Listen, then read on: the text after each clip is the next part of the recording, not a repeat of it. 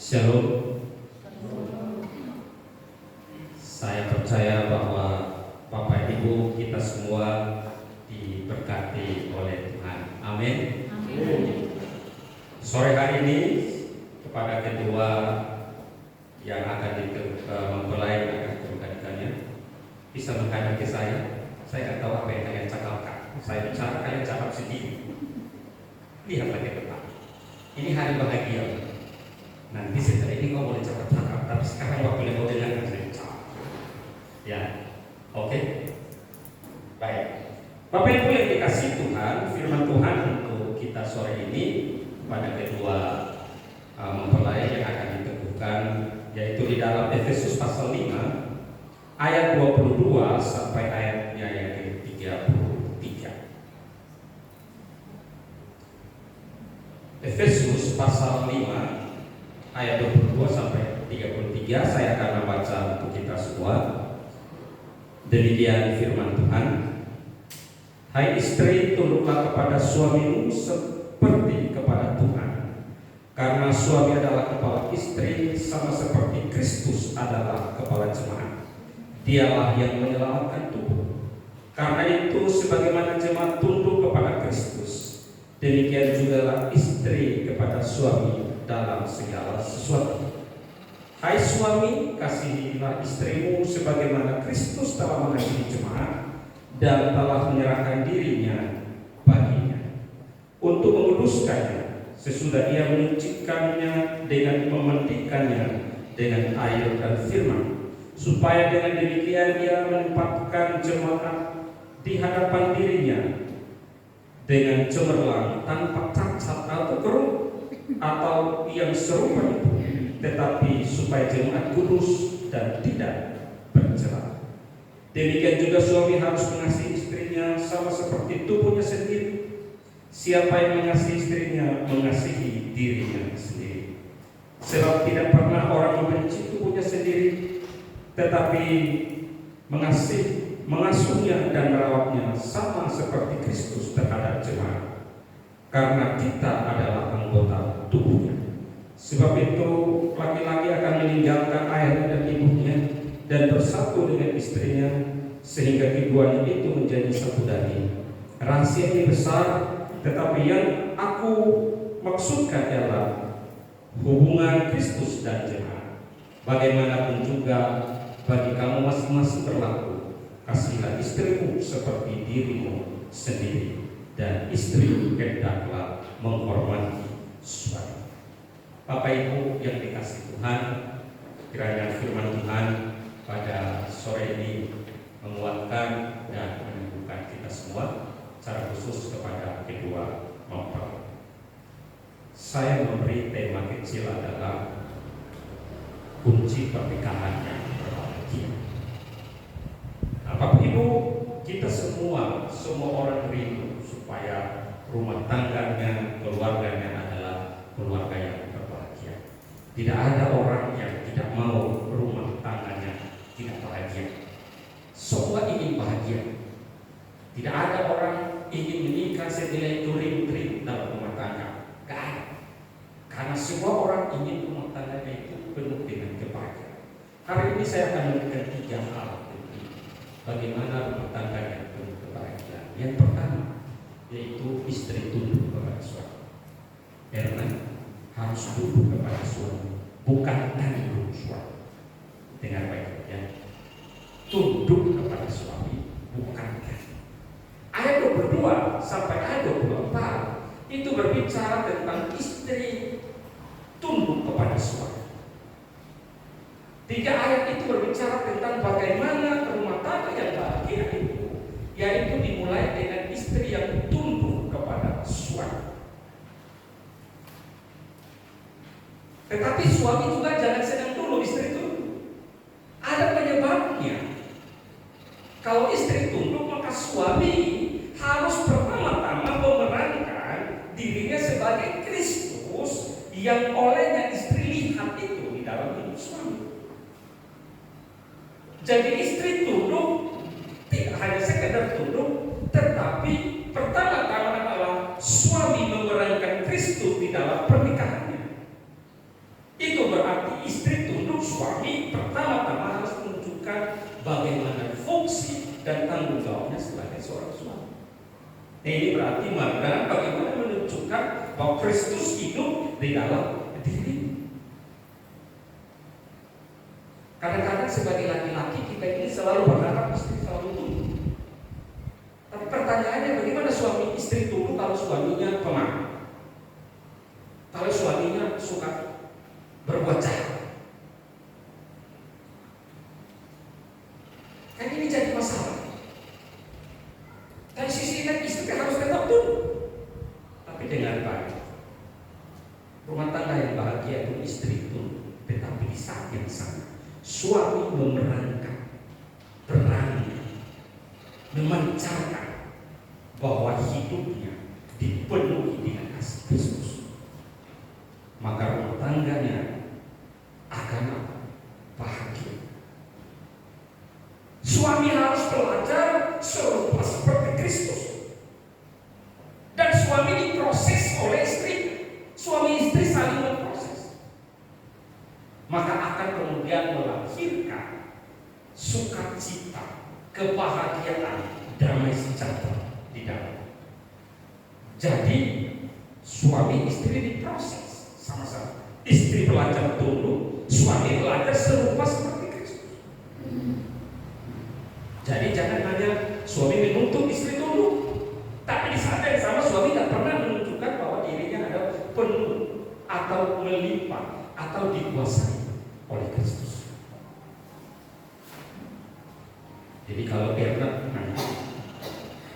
dalam rumah tangga yang suka melawan, pertanyaannya berarti suaminya ini tidak memerankan Kristus dengan baik, atau sebaliknya. Nah, saudara-saudara, ini yang pertama. Rumah tangga yang bahagia itu dimulai daripada istri yang tunduk kepada suami. Itu sebabnya ayat 22 katakan, hai istri, tunduklah kepada suami. Hal yang kedua, Bapak Ibu, di sana dikatakan bukan hanya istri tunduk kepada suami, tetapi di sana juga dikatakan suami mengasihi istri. Karena ayat-ayat atau kata-kata selanjutnya di sana dikatakan tidak ada orang yang membenci tubuhnya sendiri. Kalau saya tanya makan satu hari makan mandi berapa kali? Satu hari mandi berapa kali? Dua. Pelan sekali suara. Saya takut gak pernah mandi. Mandi dua kali ya. Kenapa satu hari kok mandi dua kali? Karena kerja, gitu ya. Karena supaya bersih, kan gitu ya. Takut kotor, bersih. Artinya itu bagian daripada merawat istri. Dalam pelayanan saya pernah menemui seorang suami, dia mandi seminggu sekali. Saya ketemu, kenapa Bapak mandi seminggu sekali? Luar biasa. Bapak Ibu bayangkan kalau orang mandi seminggu sekali, merawat tubuh. Suami mengasihi istri. Suami bagaimana merawat istri dengan baik. Kalau suami mengasihi istri, maka hal pertama yang harus dilakukan adalah ayat 25-27 sana katakan suami harus berkorban untuk menguruskan istri. Berkorban, bukan hanya berkorban materi, siapkan makan, siapkan uang, bukan itu. Tapi ada poin yang penting itu apa? Menguduskan. Nah, ini selalu ada masalah di dalam. Menguduskan istri yang dimaksud adalah terima masa lalunya dengan semua situasi dan keadaan. Beranilah maka tetap menerima Erna dengan masa lalu. Baru-baru ini kan viral ya Bapak Ibu. Ada orang yang membunuh istrinya, lagi live tadi medsos gitu ya, lagi viral. Tidak tahu info yang benar mana yang betul, tetapi diceritakan karena suami cemburu dengan istrinya. istrinya masih berhubungan dengan mantannya. Nah, ini masalah daripada suami tidak mengasihi istri dengan tuntas, tidak memutuskan akan istri. Ketika engkau berani mengambil seseorang menjadi pasanganmu untuk menikah, maka engkau harus berkorban, tidak hanya mengasihi tapi memutuskan istri. Dosa bahkan masalah engkau harus bisa terima dengan baik, supaya engkau tidak jatuh dalam dosa cemburu.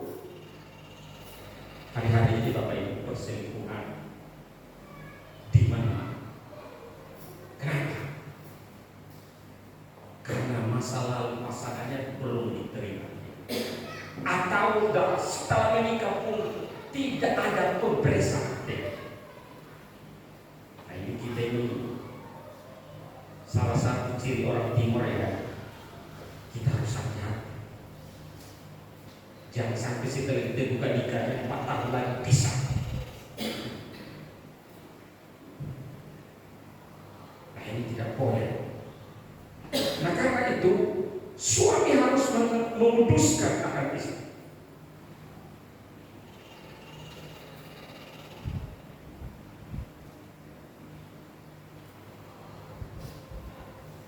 Bagian yang lain di sana juga dikatakan suami harus meninggalkan orang tua dan bersatu dengan istri. Ini di konseling saya sudah bahas ini panjang sekali, betul ya? Apa arti makna dari satu daging? Kata satu daging. Tak perlu saya panjang lebar lagi, karena ini nanti saya sampai jam 7 bisa kalau saya menjelaskan ini. Apa makna daripada kata satu daging? Di konseling saya sudah sampaikan. Suami harus meninggalkan orang tua dan bersatu dengan istri. Nah, ini menjadi bagian yang sangat penting. Kenapa? Karena biasanya orang setelah menikah, banyak suami, banyak istri yang tidak mandiri. Sedikit-sedikit, mak, sedikit-sedikit, pak, harus menikah. Jadi, wah, kau menikah kalau kau usia. Mudah-mudahan saya tidak dengar dari kalian berdua menyusahkan orang tua kamu. Mak, kirim duit. Yang pada kalian menikah ini ada bantuan dari orang tua? Ada? Nggak ada. Bagus. Karena ini penting. Tinggalkan orang tua dan bersatu dengan istri. Artinya mandiri, suka duka hadapi bersama-sama. Mandiri secara keuangan, mandiri secara iman, mandiri secara emosi. Jangan ribut cerita ke tetangga satu kampung tahu. Ada masalah, satu dunia tahu. Tahu satu dunia tahu. Ambil handphone, buat lapor di Facebook, lapor di Instagram, satu dunia tahu. Dia nggak makan, satu dunia tahu kalau dia sedang nggak makan. Nah, ini kita ada di zaman yang demikian. Gak suka sama istri, bukan ngomong langsung, bikin status. Jangan begitu ya makanya. Coba seminggu ya, 3 kali dari tadi kita yang wajah ini. Jadi tahu saya banyak agak ini hari bahagia. Jadi agak senyum sih. Mandiri, ya.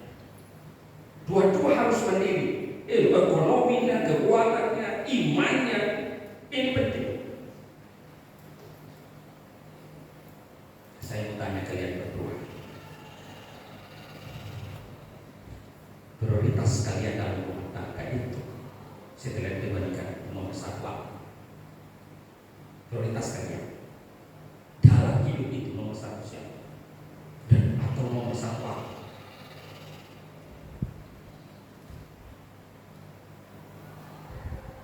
Boleh jawab.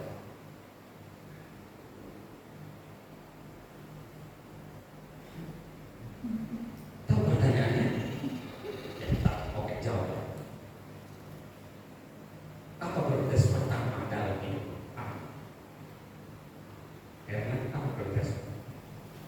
Siapa yang paling utama dalam hidup?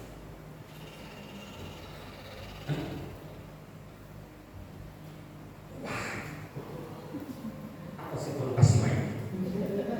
Apa? Tuhan. Tuhan siapa ya? Tuhan Yesus. Prioritas kita adalah, saya tanya, hari ini sudah berdoa? Betul. Mereka sudah berdoa ya? Kenapa? Oh, tadi bisa. Loh, gimana ini?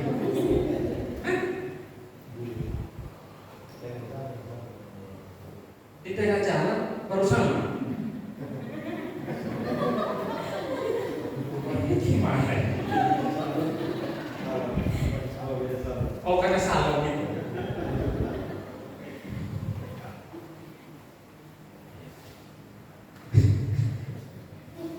Agak lain.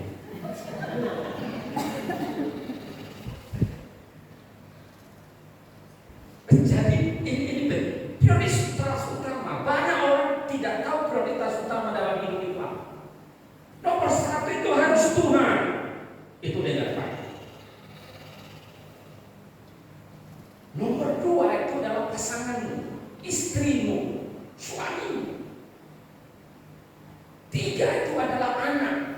Empat itu orang tuamu. Lima itu pekerjaanmu. Enam itu adalah pelayananmu. Ini penting. Ada orang rela melayani tapi rumah tangganya hancur. Ini tidak benar. Ada orang sibuk dengan pekerjaannya, istrinya mau kemana, suami mau kemana, peduli apa. Ini cuma salah. Ini baik. Uang memang perlu, tapi jangan sampai kau kerja terus sampai waktumu dengan istri tidak ada.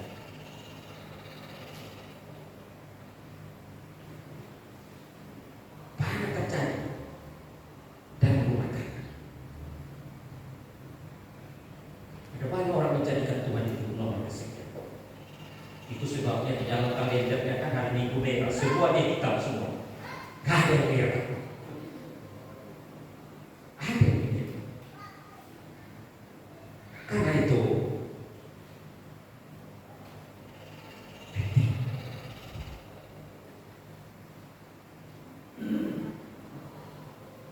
suami harus meninggalkan orang tua dan bersama dengan istri. Ini sangat-sangat penting.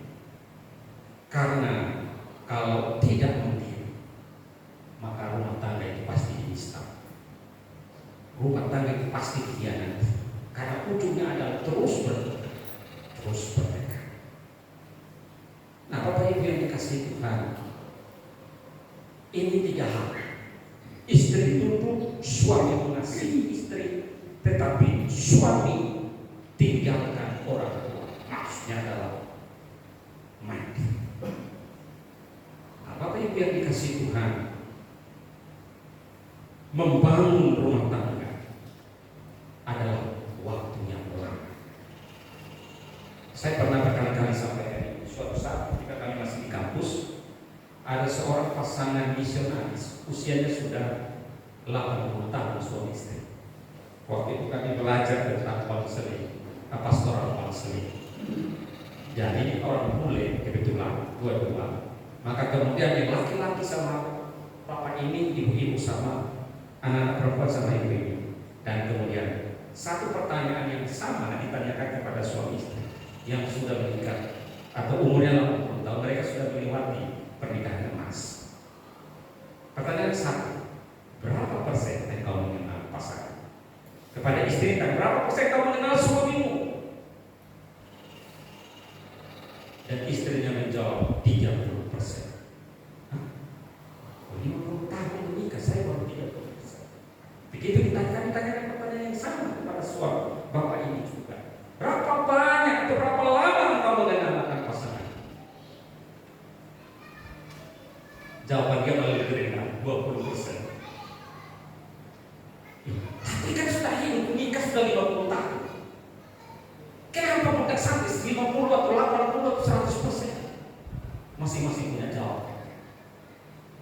Jawaban ini, kenapa kau belum mengenal istrimu 100%? Dia bilang, wanita adalah misterius. Kenapa misterius? Saya kira saya sudah kenal baik. Wanita selalu berubah berdasarkan moodnya. Kita baru ketawa-ketawa, 1 jam lagi bisa berubah, 2 menit lagi bisa berubah. Saya kira saya sudah kenal dengan baik, ternyata berubah terus.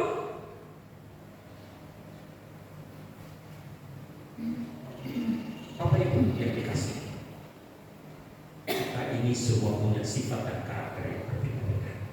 Tetapi yang paling utama adalah membangun keluarga. Kuncinya adalah bagaimana tunduk, menghormati, dan berdiri di dalamnya. Jika 3 hal ini kita lakukan dengan baik, niscaya rumah tangga kita selalu bahagia. Mardan dan Erna akan terus berbahagia. Ingat, Erna terbuat dari tulang rusuk, bukan tulang kaki dan tulang kepala, tapi tulang rusuk. Tulang rusuk itu berarti ada di samping suami, bukan di atas kepala suami, atau bukan ada di bawah telapak suami. Erna, Mardan, ini istri. Kau yang pilih, tidak ada orang yang maksa untuk memilih dia. Karena itu kau bertanggung jawab untuk mengasihi seumur hidup. Tidak ada kata tidak, karena ini pilihan. Dan kau tidak bisa berkata, aku menyesal. Tidak ada kata penyesalan. Kau sudah pilih, maka kau harus bertanggung jawab sampai